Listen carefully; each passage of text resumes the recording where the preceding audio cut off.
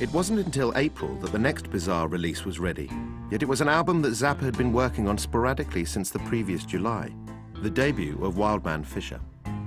It was almost a labor of love, where other artists like Beefheart and the Alice Cooper Band had been left to their own devices to compose material.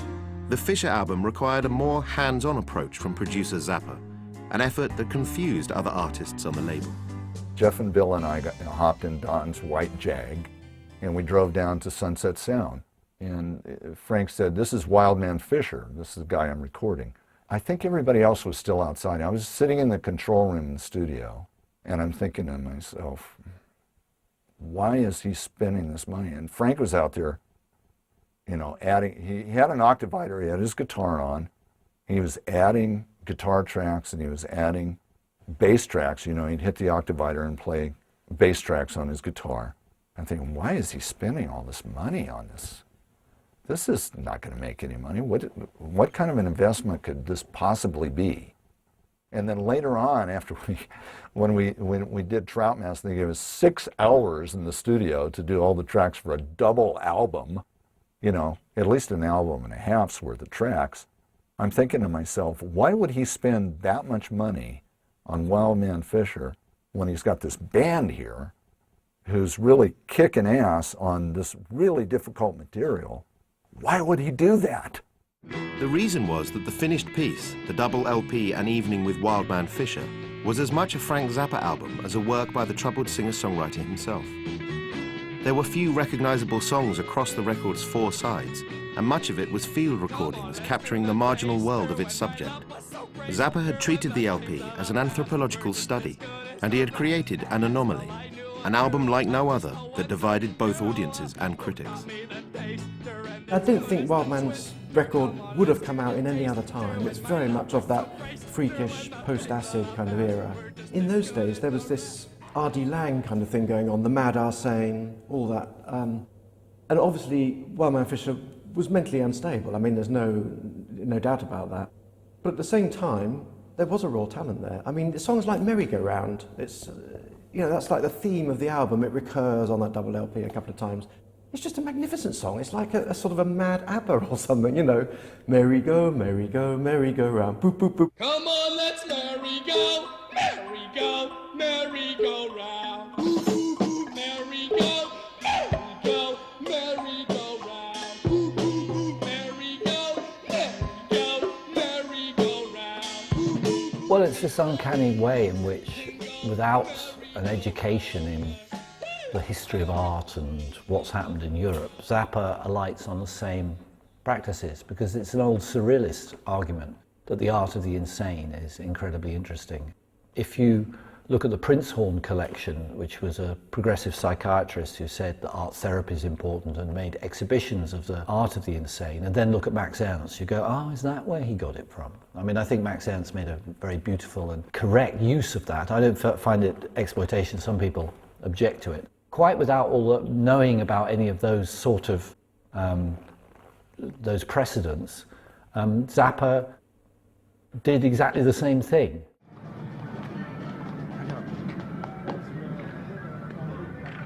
Original songs for sale. So would you like to hear an original song for a dime? I swear to God it's original. The album opens with documentary of WILDMAN FISCHER on Sunset Strip doing his songs. And you can also hear that it's not just him and the Straight Society. There's a load of liberated people having a good time on the street, finding WILDMAN FISCHER highly amusing. And then on top of that, Frank Zappa has Artie Tripp, who's a classically trained percussionist, making these little runs and clicks and very sophisticated percussion noises. And it's as if he's telling us what's going on in WILDMAN FISCHER's brain. I've always found those noises like, this is what's inside WILDMAN FISCHER while all this is happening. Merry-go-round, do you like this song? Which one? I don't know, whatever one you want. Miami Beach. What a beach. Everybody's going surfing. The refusal to release anything that isn't listenable again and again, that it's a proper edited Frank Zappa record. It's a Frank Zappa, yet another Frank Zappa masterpiece. And all that care and attention he lavished on it, he was quite disappointed when Wildman Fischer turned around and said, why didn't you do a proper album? Because Wildman Fischer hoped to have something that sounded like the Beatles, with all his singing backed up, and as is done on a few tracks, overdubbed into something that sounds like pop music. And Wildman Fischer didn't like this documentary aspect at all, but it's actually the album's strength. Upon its release, the album was hardly an overnight sensation, and despite raising Wildman Fischer's profile and leading to TV and radio appearances and further live shows, it didn't bring him the fame he felt he deserved.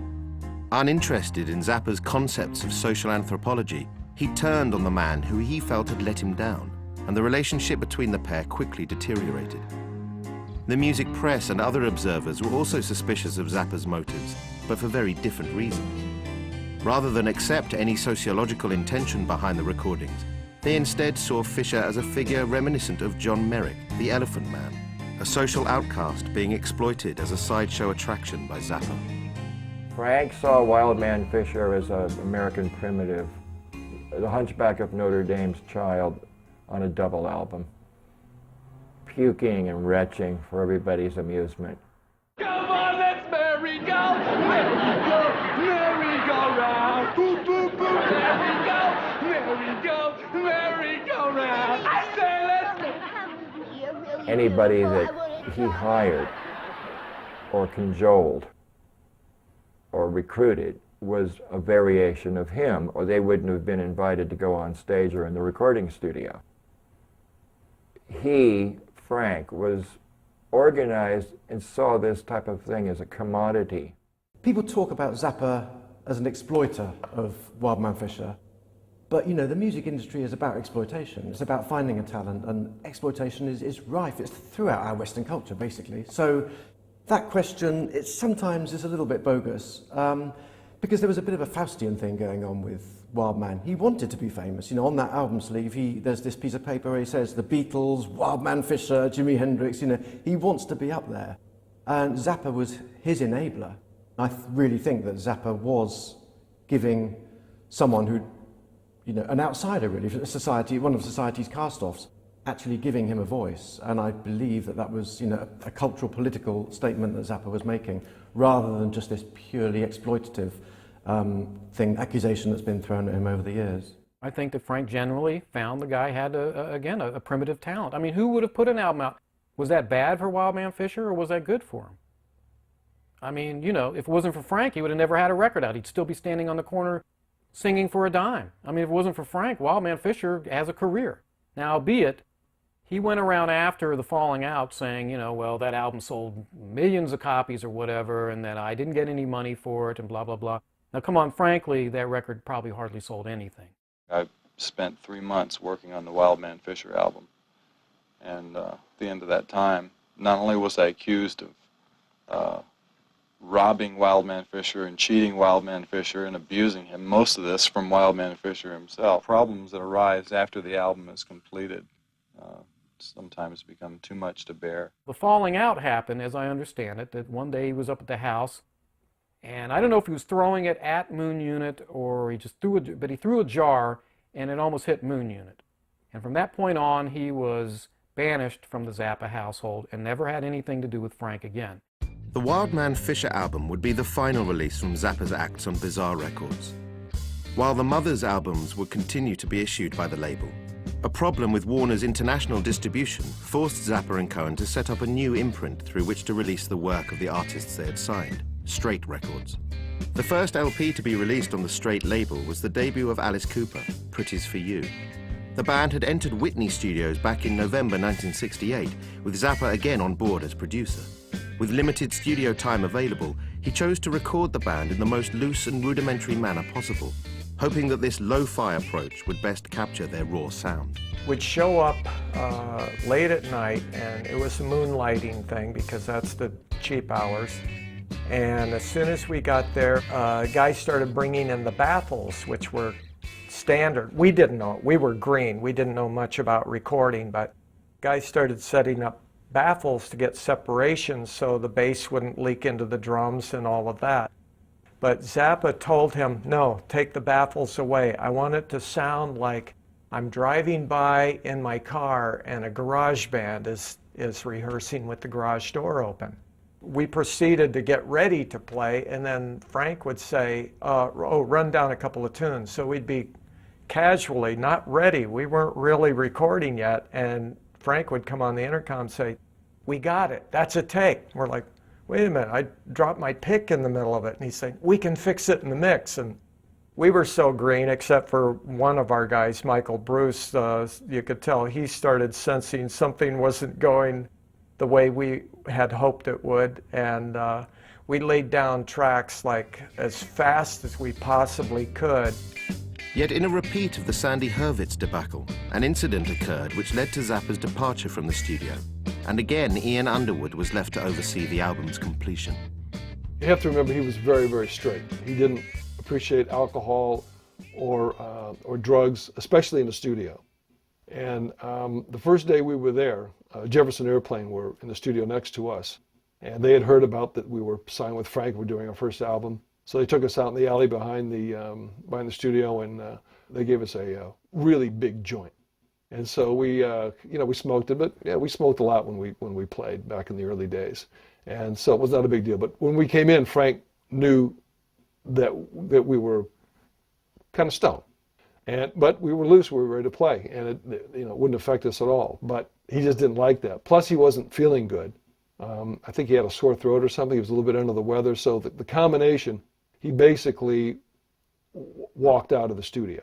Now we're thinking, oh, well, what are we gonna, we don't know about how to record. So we proceeded with, under Ian's supervision. And by then we had already laid down almost all of the tracks.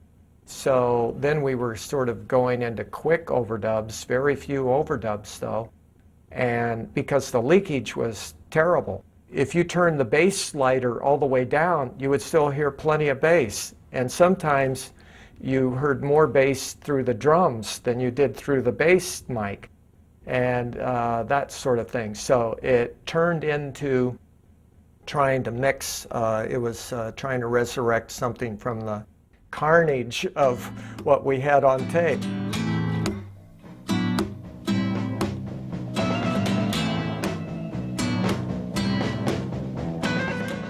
The chaotic recordings were transformed into a finished album, and Pretties for You was eventually released in May 1969. And despite the band's disappointment with the rough and ready final product, the material was strong enough and unique enough to create a notable debut. It captured what we were at that time, which was pretty cool. But when Led Zeppelin is putting their album out and it sounds like amazing, and as a drummer I'm going, whoa, this is great. I mean, just the sound of their record that Jimmy Page was producing, I heard us being on another level of where we should be production-wise. It certainly had its moments, but I think that was because the band was playing on such a level of intensity that it was being captured on, on tape, which was cool.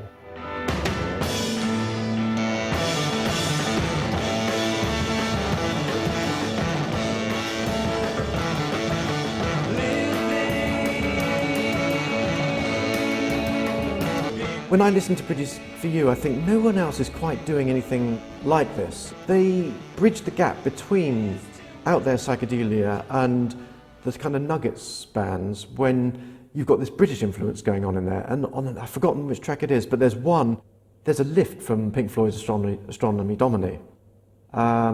There's also keen elements of The Who in there, and sometimes I think Alice sounds a bit like Daughtry as well. And then you've got these Beatles harmonies going on in there as well.